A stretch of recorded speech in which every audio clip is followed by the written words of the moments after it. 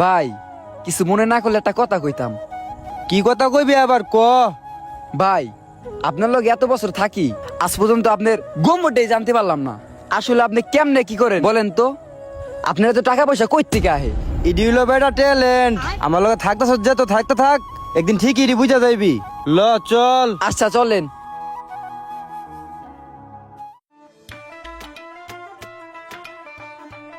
হাসান শোন, আমাদের এই চরে জমির দাম বেরিবান দিয়া রাতারাতি জমির দাম বেড়ে গেছে।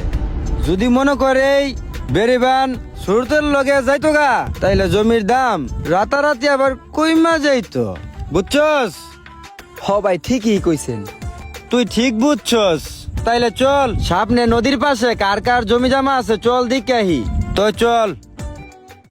না, মায়ের বিয়াটাও ঠিক হইলো, আবার এদিক দিয়া নদীতে জমিও ভাঙ্গা ধরলো, জমির দামও কমে গেল গা, জমিটাও তো ব্যস্ত হইব।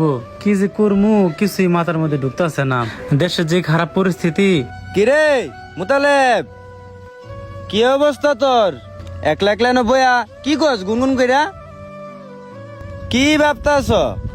আর কইস না, মায়েরা তো বিয়াটা ঠিক হয়ে গেছে গা, তোর জমি তো এখন ব্যস্ত হইব, টাকা পয়সা তো আর নাই। এখন তোর কাছে তো যাইতে চাইছিলাম, তুই যেহেতু আয়া পড়ছস, আমার জমিটা এখন বেচা দে। তুই তো জানোসই যে আমার পরিস্থিতিটা কি। তো মুতালেব কোনো সমস্যা নাই, আমি যা তো আছি তোর জায়গা আমি বেচা দিমু। তো তোর জায়গা কইতে হইলে বেচবি আমারে জানা। তোর তো আবার ইমার্জেন্সি ব্যস্ত হইব, তো বিকালে আমার বাড়ির পাশে আইবরিস। তোর তো আবার